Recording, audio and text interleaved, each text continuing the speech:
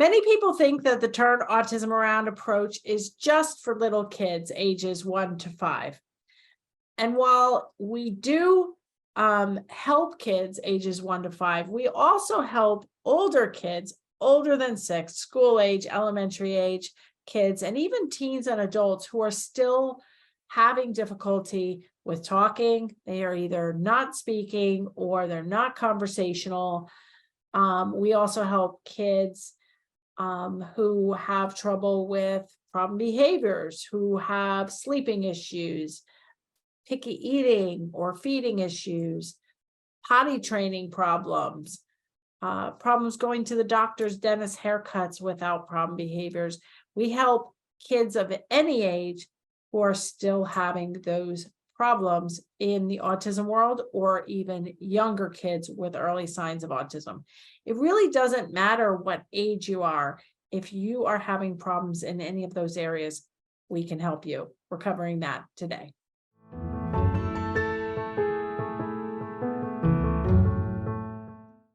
Hi, I'm Dr. Mary Barbera, autism mom, behavior analyst, and best-selling author.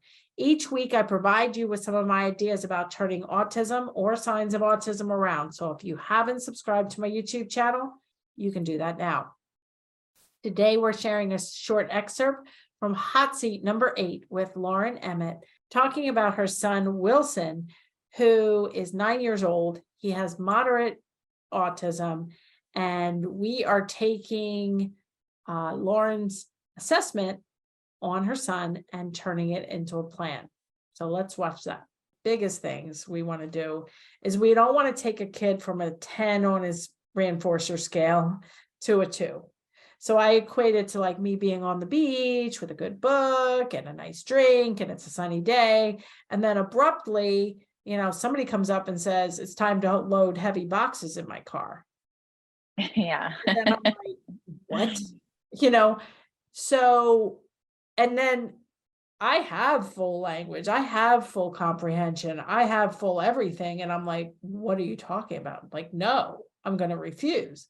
And then if you start like manhandling me to prompt me to do it, I'm going to get aggressive or like literally refuse, throw myself to the ground, so I think what we need to do is a couple of things. Dangle the carrot before problem behavior. So like I use the example of like getting Lucas out from the ocean used to be a problem. He loved the ocean. He loved to be out for like hours on end.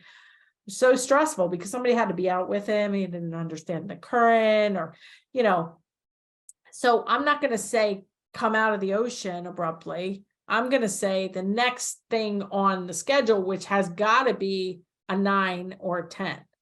So now it's time for pizza, right? So I don't say get out of the ocean and then get problem behaviors. Now I'm offering pizza. So you have to plan, use a promise reinforcer or a visual of a promise reinforcer to get kids moving. We don't like to use the word work for my programs. We like to pair up the learning table. If kids are having trouble transitioning from recess, or they don't want to go out to recess, then basically what it's telling me is the reinforcement isn't high enough for where you want them to go. So if he has trouble transitioning from the iPad to take a bath, we've got to maybe transition from the iPad to a snack, and then we get new tub toys so that it's highly reinforcing to play with the new tub toys in the bathtub. So we're constantly trying to get every situation to be an 8 or a 9 or a 10 on the reinforcement scale. So it's not this struggle of constantly taking kids from high to low. Would be my best transition advice. In terms of waiting, we all, like if we're waiting in line, we're scrolling through Facebook, TikTok, we're, thinking about planning, talking on the phone. We're not sitting there waiting. And so I don't really love like wait programs or accepting no programs. I like transitioning, going from a 8 to a 9 to back to an 8, maybe to a 7, then back to a 10, then an 8, 9. And waiting, could he watch his favorite scripty thing while he waits for the thing? Keep him busy while he's waiting on something preferred. Yeah. And then also use, like we have the shush and give procedure or the count and mand procedure, where if he starts screaming, we can't be then delivering, running around, negotiating. We've got to, we can't talk about it until you're calm.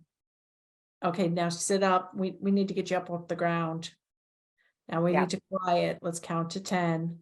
We're calm. We're counting to 10. And now we can deliver, or we can negotiate, or we can explain. So if he's screaming, you shouldn't be moving, trying to make things better.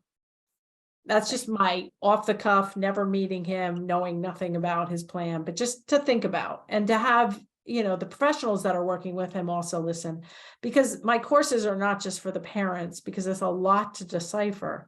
We do give credits to behavior analysts and early intervention providers. We give contact hours. So I really do think that it's a whole system.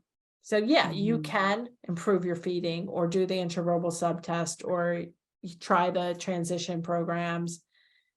Everything should help to some degree, but I do have a whole system of that. I hope you enjoyed that short excerpt from podcast 234. If you did, I would love a thumbs up, comment, share it with somebody else who might benefit. And for you to take the online digital assessment, you'll just need 10 minutes. It's free, still free. So do it right now.